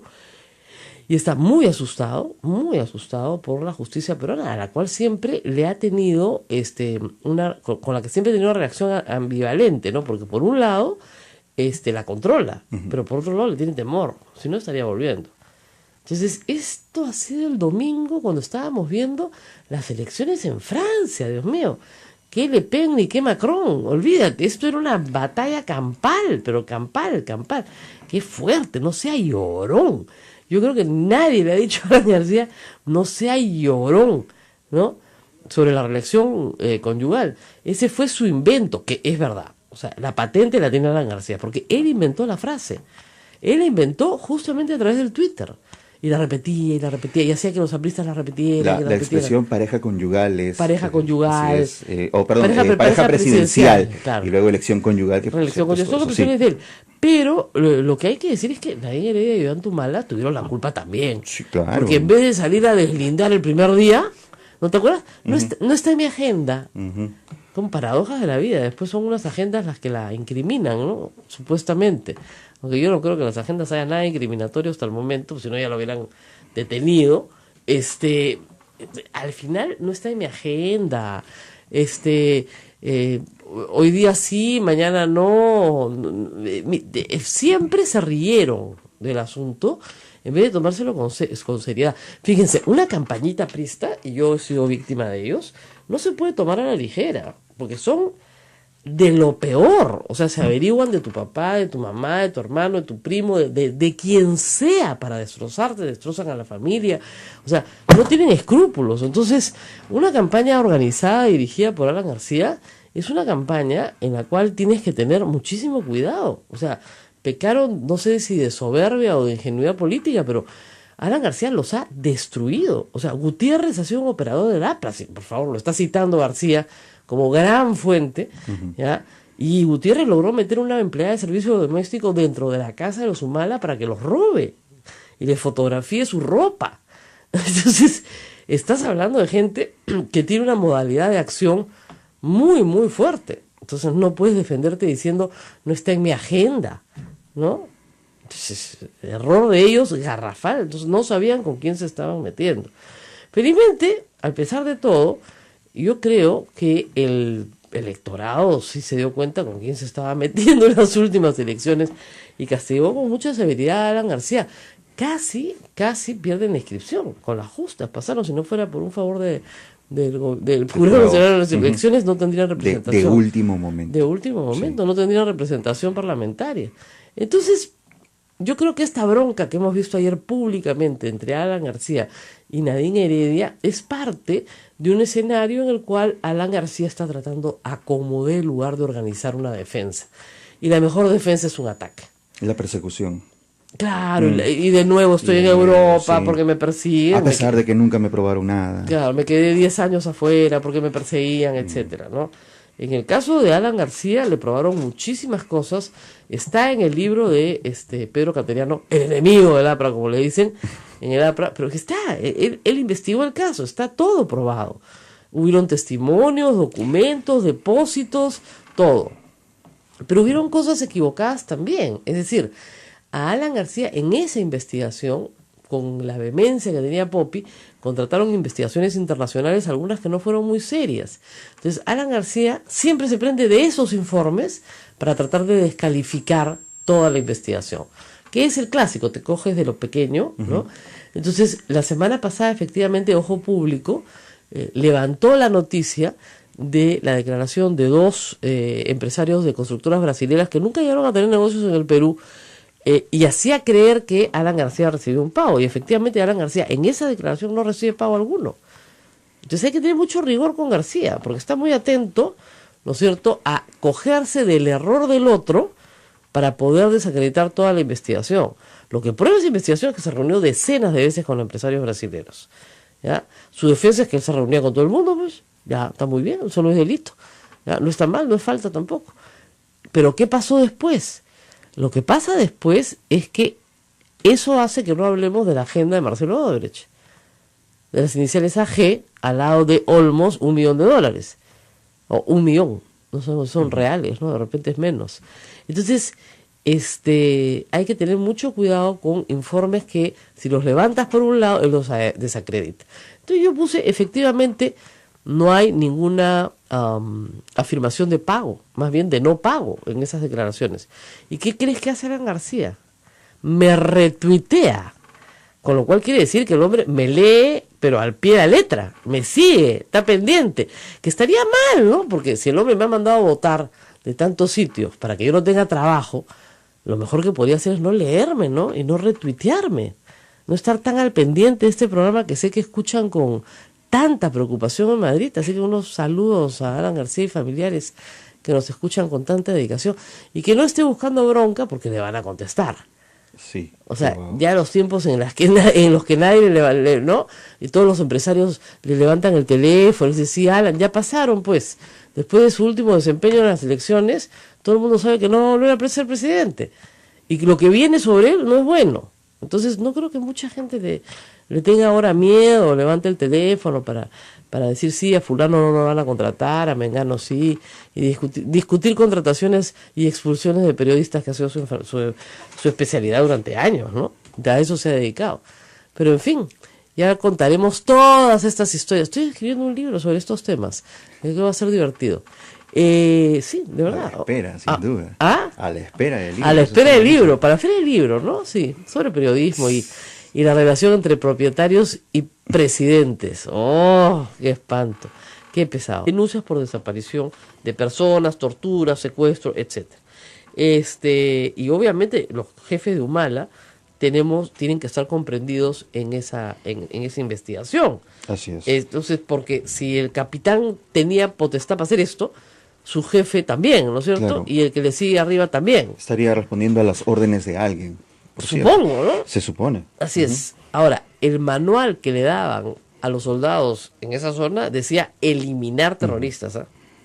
Ese era el manual, esas eran sus órdenes. Sin juicio previo, Nada, obviamente. decía Sí. la palabra eliminar, y cuando le han preguntado a la Comisión de la Verdad qué significa eliminar, matar. O sea, eliminar significa matar. Sí, de estos hechos hay muchos testimonios en la Comisión de la Verdad, por cierto. Así es. Ahora, también ellos entraban, mataban, luego entraban a buscarlos a ellos y también los mataban. O sea, hay muchísimos, y como sabe cualquiera que puede contar, militares, subalternos, oficiales muertos en la zona de conflicto en Guayara en esos años también. O sea, las bajas fueron por ambos lados. Pero lo que no se puede permitir es que personas que alegan una inocencia, que están detenidas y que tienen que ser puestas a juicio, ¿no es cierto?, de una autoridad, sean simplemente ejecutadas sin juicio alguno. Eso es inaceptable. Ahora, ¿qué va a pasar con este proceso? Primero, la cosa juzgada establece que tú tendrías que tener nuevos testimonios, nuevos testigos, nuevos hechos. Aparentemente estos testigos, que ya hablaron en el 2015, porque la Fiscalía ya tiene estos audios, tienen que ir a la Fiscalía, ratificar su versión, decir que efectivamente ellos han dicho eso y luego ratificarse en un juicio oral. Si eso no sucede, no tienes nada. O sea, así de fácil. ¿Y qué pasa cuando no sucede? Claro, han comprado al testigo. Bueno, entonces sería un negocio magnífico, pues. Desfilarían 100 soldados diciendo, sí, yo vi a Ollanto Malo, paso por caja y cobro. Ya se convierte en un sistema de extorsión que es inaceptable, ¿no? Entonces, no es una noticia nueva, en el sentido de que la Fiscalía no hubiera conocido esto, lo conoce hace año y medio, no ha sido tratado, porque el caso ya era supuestamente cosa juzgada. Pero es evidente el interés de Alan García en dañar a los Humala, por alguna razón. Puede ser venganza, sí, por haberle sacado el tema de los narcoindultos, por ejemplo, o puede ser algo más que eso, no sé, impedir que lleguen al poder el 2021 es ridículo. O sea, Humala está completamente desprestigiado ante la opinión pública, su esposa más. No es un peligro potencial para entonces. Para nadie. O sea, para Keiko Fujimori, Humala, no creo. Lo mejor que le podría pasar a Keiko Fujimori es competir contra Humala. Claro. Feliz. Ahora, ya la ganó un día, ¿no? La ganó. Y la ganó con más porcentaje de diferencia que con el caso de Kuczynski. Pero en fin, vamos a una pausa, vamos a ir a Francia, le estamos contando todas las noticias del día. Pero antes de ir a Francia, permíteme hacer una aclaración. Íbamos a tener al ministro de Asombrío hoy día acá, lamentablemente está con los gobiernos regionales esta mañana, pero sí hay un asunto que plantearle, y creo que le están planteando bastante gente. El asunto de una represión indiscriminada a una marcha de padres de familia y niños enfermos que estaban reclamando por el uso medicinal de la marihuana. El uso medicinal de marihuana está extendido en muchos países del mundo. En el Perú está prohibido.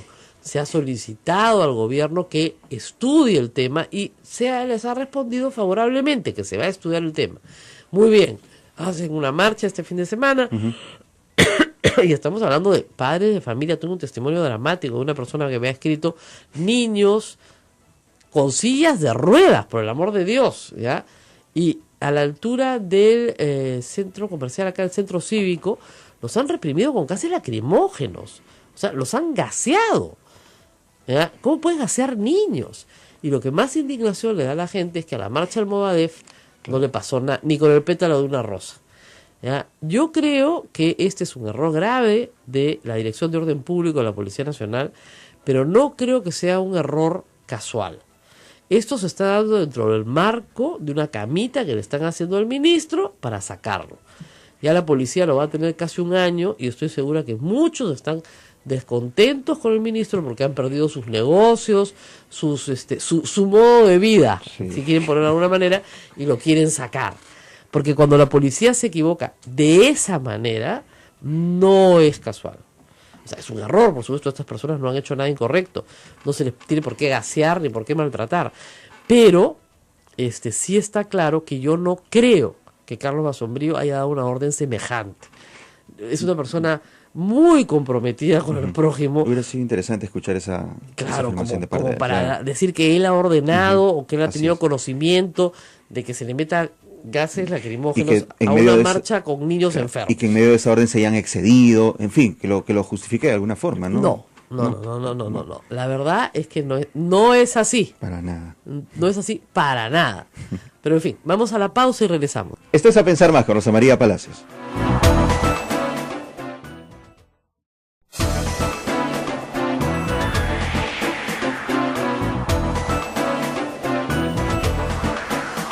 Ocho de la mañana con 36 minutos. Vamos en un instante a hablar sobre la situación internacional. Nos vamos luego a Francia. Emmanuel Macron ha ganado, como se esperaba, en la segunda vuelta electoral el balotaje allá en Europa, en Francia.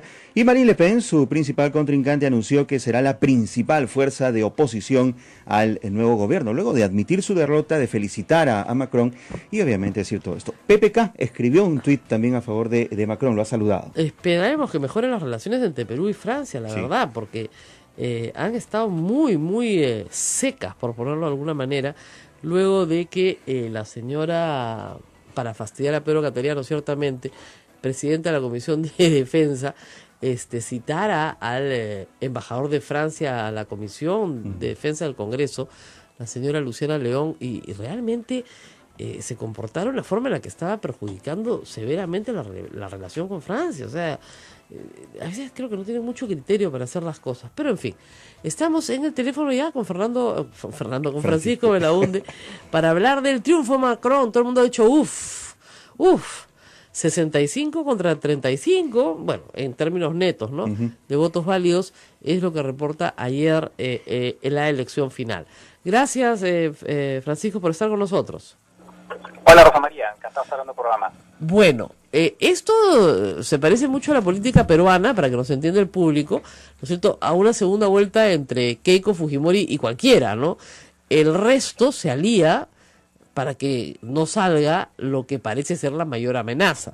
Y esta amenaza autoritaria efectivamente estaba representada en Le Pen. Pero Le Pen ha dicho claramente que aquí no se va a quedar, que esto continúa. Bueno, lo que pasa es que no hay que olvidar que, es verdad, ella perdió la segunda vuelta, pero ha hecho el mejor resultado de su partido en toda su historia. Y entonces lo que quiere decir que la extrema derecha está en Francia, se ha instalado y por lo tanto es una fuerza importante que expresa pues un malestar junto con la votación que también obtuvo el candidato que podríamos llamar chavista francés, Mélenchon, ¿no? Un malestar que está en la sociedad francesa y que también se expresa, por cierto, en el alto en la abstención. La Sociedad Dominica de Medios de Comunicación, Sodomco, presenta A Pensar Más con Rosa María Palacios.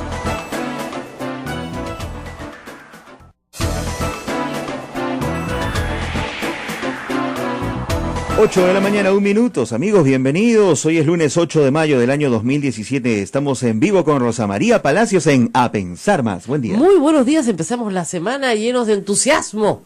No tanto tampoco, ¿no? Pero bueno, por lo menos tratando de levantarle el ánimo a todos los que se están levantando esta semana. El lunes no es feriado. es distinta ¿no? que la semana Sí. pasada. Va a ser más larga, ¿no? Es que hace friecito, pues. Que no ha hecho ayer. Claro. ¿Viste el calor que hubo ayer? Sí, sí, sí. Dices, Dios mío, ya guardé todo lo de verano, ¿por qué de nuevo? No, de verdad, ¿no? La vida del ama de casa es dura en esta ciudad. Cuando tú crees que ya sacaste la frazada, guardaste los zapatos de verano, ¿no? Te regalaste la ropa vieja, todo terminaste tu verano. Ajá. Es un calor de ver todo el mundo sancocho. Qué barbaridad. Pero en fin. Bueno, nosotros tenemos que hablar de otros calores. Candentes. Candentes. Primero el de la política, ¿no? Ayer yo estaba buscando noticias sobre el triunfo de Macron en Francia, cosa que ya todos ustedes saben, y bueno, de repente me encontré con un intercambio de tweets entre el expresidente Alan García y la ex primera dama Nadine Heredia, como dicen los chicos, ¿no? Paso. O sea, esas cosas no se ven en mi pueblo. ¡Qué bárbaro! Ahora, dicho sea en honor a la verdad, empezó García, ¿no? Y siendo, digamos, el mayor, ¿no es cierto?, no debió haber atacado así. Lo que no esperó, creo yo, fue que no le contestara Ollanta Humala, sino su mujer. Con lo cual, y ahora, claro, ustedes dirán, ¿por qué? Le implicó, pues, ¿no? Claro, Claro. porque dijo que había un proyecto de reelección conyugal. Así Se la es. estaba mencionando a ella directamente. No se estaba metiendo solo con él, se estaba metiendo con ella. Entonces, respuesta llegó y rellegó. Miren, Alan García le metió, bueno, una buena patada y ella lo agarró a golpes. O sea, lo demolió. Fue terrible y él ya no contestó nada. O sea, él empezó primero, hay que decirlo, con dos. Hay una confusión en los tiempos. Dicen que él empezó, ella le contestó, él contestó. No. Él pone dos tweets juntos por los tiempos. Dos tweets que después va poniendo otras cosas sobre la victoria de Macron, ¿no? Entre otras cosas, ¿no? El día en que Víctor Raúl lanzó el APRA en México, qué sé yo. Pero lo primero que pone es: dedicaron 5 años a destruirme porque impedí la reelección conyugal. Pero si no, se hubieran quedado. O sea, el señor es vidente, ¿ya? Y retuitea una entrevista a Álvaro Gutiérrez, lo cual prueba una vez más por la relación, el nexo directo entre Gutiérrez y el APRA, en la cual dice: las agendas de Nadine nos están guiando a la verdad, una cosa así, ¿no es cierto? Cosa que es falso, porque hasta el día de hoy esos documentos no han servido para absolutamente nada. Hace 2 años, que han sido ya en agosto, hace 2 años que fueron presentados a la prensa y a la opinión pública, y aunque habían estado circulando desde meses antes, y no han probado absolutamente nada, más que plata de campaña, que como hemos explicado aquí, 700 veces ya no constituye pues acto delictivo. Y ahora me hace una gracia porque hay otros periodistas que lo repiten. Claro, pero la plata de campaña no es ya por fin les ha costado meterse en la cabecita más o menos como, ¿no? 2 años que no, en el Código Penal peruano no figura el dinero de campaña como la recepción del dinero de campaña como acto ilícito. Pero en fin. Pero Alan García escribe esto, ¿no? Dedicaron 5 años a destruirme porque impedí la reelección conyugal. Nadie dedicó 5 años a destruirle. Lo que pasó durante su post-periodo presidencial es que se hicieron investigaciones de graves hechos de corrupción denunciados durante su gobierno. Y que hoy, a la luz de lo que pasó con la empresa Odebrecht y su gobierno, ¿no es cierto?, se hacen más pertinentes. Vamos a ver qué pasa ahí. Pero si no, dice, se hubieran quedado. Oráculo, el hombre. Alan García, oráculo. Dedicaron 5 años a destruirme porque impedí la reelección conyugal. Pero si no, se hubieran quedado. Y luego dice: con reelección conyugal y otros 5 años de humanismo, el país habría caído en la mayor miseria y autoritarismo. Miren, estaba prohibido. O sea, estaba prohibido que la esposa del presidente, y sigue estando prohibido que la esposa del presidente postule a la elección nacional. Está prohibido. No se puede. Bueno, miren lo que le contestó Nadine. Él lo había dejado ahí pensando que nadie le iba a contestar, ¿no? Total, bacán, un ataque más a Humala, que parece que en eso está centrando sus mayores esfuerzos, dado que quiere distraer la atención del tema de las agendas de Marcelo Odebrecht con la famosa AG 1 millón, para que hablemos de Madre Mía sin parar, ¿no? Y como lo de Madre Mía se ha ido desinflando un poquito, aunque ha tenido una infladita de nuevo ayer, como era natural del domingo, como lo de Madre Mía se le ha desinflado, tenía que atacar con la reelección conyugal. Bueno, lo que le contestó Nadine Heredia no se hizo esperar. Un par de horas después le contestó varias cositas. Así es. A ver. Alan García había dicho, con reelección conyugal y otros 5 años de humanismo, el país habría caído en la mayor miseria del autoritarismo. Nadine Heredia contesta, agárrense, sus 2 gobiernos fueron corruptos. Usted se hizo millonario y la justicia aprobó su enriquecimiento ilícito. Toma mientras y lo remite a un artículo de Útero PE donde efectivamente da cuenta de los procesos que se le hicieron a García y que quedaron todos truncos por su salida del país y que efectivamente esos procesos y esos testimonios existen. Luego, cuando le dicen, dedicaron 5 años a destruirme porque impedí la reelección conyugal, pero si no se hubieran quedado, Nadine Heredia le responde, ese fue su invento. Nosotros respetamos leyes, sus emisarios lo sabían. Usted tuvo miedo de narcoindultos, no sea llorón. Llorón, le dijo, llorón. Creo que nadie le había dicho llorón a Alan García. Le dio en su ego, Ese que le ego colosal. Sí. No sea llorón. Y claro, todo cuadra, pensaba yo, ¿no? Porque si el miedo de García era el narcoindulto, el tema de los narcoindultos, con razón me mandó votar de ATV. Claro, porque con Daniel Llovera sacamos los primeros en sacar toda la historia de conmutaciones de penas y narcoindultos y todos los reglamentos que se aprobaron y cómo se aprobaron, en fin, en detalle, fuimos nosotros. Y luego de un par de programas que ya lo irritaron en exceso, seguramente me ha llamado a Ángel González a que me votaran, ¿no? No había otra explicación, de verdad, ninguna explicación, y por supuesto a Hugo Delgado de RPP para que hiciera lo mismo, ¿no? Este hombre además es de patologías obsesivas, ¿no? Se mete con una persona y la ataca y se averigua dónde trabaja y todo. Por si acaso mi empleador es diosa últimamente, pero yo creo que Alan García se habla con Dios de tú a tú, o sea que de repente lo puede llamar. Pero ahí no paró Nadine Heredia, fue peor, para recordar, y con copia a Alan García Perú, ¿ya? Y le copia un artículo de La República que dice así, Alan García, historial de denuncias y malos manejos que pesan en su contra. La República continúa con el... Tenemos que ir a una pausa, vamos a regresar para hablar también hoy día de hoy de Francia, por supuesto nos va a ayudar Francisco Belaunde, y vamos a hablar también de otros asuntos. Madre mía, tenemos la aparición de unos testigos. Edmundo Cruz nos habló, ¿te acuerdas? De soldados de la patrulla. Pues hoy es primera plana de La República. Sin embargo, leyendo adentro el texto con calma, se verá que noticia de estos testimonios ya había hace mucho tiempo. Y más bien que en el 2011 el señor Daniel Aguataz acusó a estos 2 supuestos violadores de derechos humanos por orden de Humala, de haber querido extorsionarlo, pidiéndole una cantidad importante de dinero. Eso está en la edición de hoy de La República, así que va a estar interesante. Vamos a leer eso en un rato. Volvemos. Esto es A Pensar Más con Rosa María Palacios. Sí. Sodomco, Sociedad Dominica de Medios de Comunicación. 8 de la mañana, 21 minutos, continuamos. Esto es A Pensar Más con Rosa María Palacios. El fin de semana del sábado fui a ver Macbeth, sin H, Macbeth, es un Macbeth peruano, es una adaptación de la obra de Shakespeare, y habla sobre la política, el poder, los medios también. Es divertido porque en la obra original de Shakespeare hay un oráculo, una bruja, ¿no? Así es. En este caso la bruja es una presentadora de televisión, ¿no?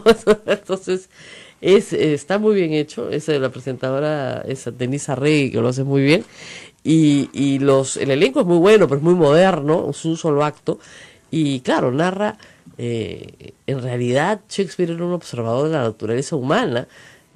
No sabía qué era la esquizofrenia, pero lo que narra es a un hombre, a un político ambicioso por el poder, atormentado por los fantasmas, ¿no es cierto?, de sus actos ilícitos.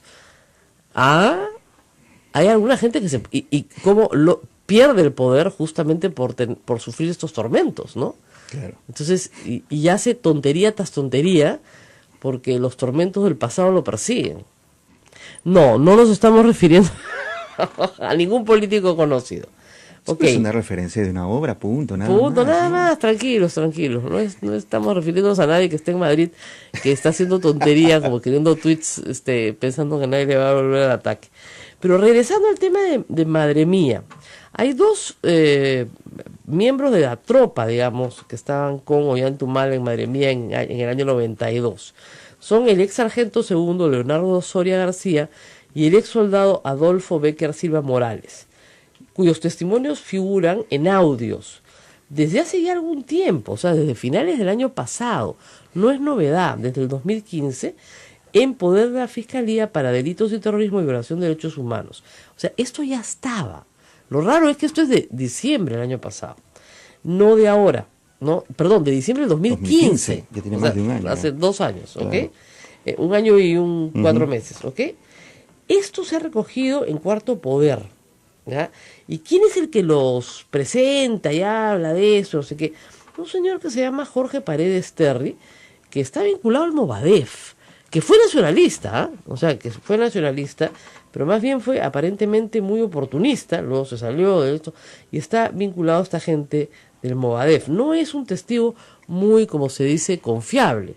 Esta información la grabó con Soria, y con el otro señor Adolfo Becker Silva, alias Sebastián, y narra los excesos cometidos en la base militar. Eso es lo que narran. Según la República, en uno de los audios se les escucha narrar cómo matan a una persona en Venenillo, Tingo María, y desaparecen sus cadáveres, y en otro cómo asustaron a un ganadero que iba continuamente a la base a buscar a su hijo. El hijo había desaparecido unos días antes y había sido matado por el capitán Carlos. Ahora, recuerden que hay 3 capitanes Carlos, pero en fin, el ganadero estaba buscando a su hijo, pero ya estaba desaparecido. Ya lo habíamos sumergido de río abajo. La responsabilidad fue de Ollanta. El muchacho era terruco. Eran las 5 de la mañana. Llegamos y uno entra a la casa y el otro, por querer arma, me sigue. Y Ollanta le ve pasar y dispara. Señala Soria, dice que el otro soldado puede corroborar su versión. En otra grabación indica que en el año 2011 se reunió con los Humala, quien llegó a Huánuco en gira proselitista y le prometió ayudarlos si no hablaban sobre lo que había ocurrido en Madre Mía. Ya, pero ¿por qué no les ofreció eso en el 2006, ¿no? Que es donde se inicia el proceso? En el 2011 ya estaba absuelto, pero en fin. Finalmente, en otra grabación se escucha decir que ayudó a Milcar Gómez, mano derecha de Humano, y a Julio Torres, ex tesorero del Partido Nacionalista, a buscar a ex soldados y silenciarlos, entre comillas. No sé qué quiera decir eso, pero en fin. En otro audio difundido anoche por Panorama se oye a Soria decir, parece que han repartido los audios a Cuarto Poder, a Panorama. Qué raro, ¿no? Justo ahora, pero en fin. Se oye a Soria decir que participó en 2 operativos realizados en Alto Pendero y en el Valle del Monzón, en el que se asesinaron y dispararon a 3 personas. Precisó que el capitán Carlos fue el que decidió los crímenes. Ya, ha decidido una cantidad de crímenes, bueno, en fin. En Alto Pendero nos enviaron en un helicóptero con una persona a la cual desaparecimos. Lo ejecutamos, responde. Y luego señala que también ejecutaron a 2 en el Valle del Monzón. ¿Quién dará la orden?, le preguntan. La orden la dio el capitán Carlos, ahora es el señor Ollantaytamala, asegura, y dice que pudo ubicar los cuerpos y es llevado al lugar. El otro testigo es Silva Morales, Cachorro, quien narra cómo se ejecutaban, descuartizaban y desaparecían los cadáveres de quienes habían sido detenidos en Madre Mía. Bueno, acá hay otro pedacito de la información que es interesante. El abogado de Ollantaytamala, Julio César Espinosa, ha indicado que justamente en diciembre del 2015, no el año pasado, sino el anterior, cuando recién empezaba la campaña, el entonces congresista Daniel Aguataz denunció por extorsión ante el director de investigación criminal de la Policía Nacional, José Lavalle, justamente a José Oliva y a Leonardo Soria, por haberle pedido 200, no sé si son $200 o $200.000, para no difundir un audio en el que acusaban a Humala por los asesinatos de Madre Mía. Reitero, el señor Jorge Paredes Terry es cercano al Movadef, ¿ya? Y ha negado su participación en la supuesta extorsión. Lo que es cierto, y lo dice Carlos Rivera, es que esa zona del Guayaga, en el año 92, tuvo muchísimas denuncias de desaparición y violación de derechos humanos, violación, desaparición, tortura, secuestro, en fin, violaciones graves de derechos humanos. Están ahí, el registro se dio en el momento en que se realizaron los hechos y luego la Comisión de la Verdad recogió todas estas denuncias y estableció lo siguiente: del año 90 al 2000 se registraron en esa región 3.725 personas muertas y desaparecidas. En ese periodo, los años con mayor violencia, obviamente, fueron los años entre el 90 y el 93. Cuando cae ya Abimael Guzmán, bajan los niveles de violencia. No fueron hechos aislados, los hechos de Madre Mía. Todas las bases contrasubversivas de la zona tuvieron en algún momento en esos años, como dice el Confío, en algunos momentos y en algunos lugares,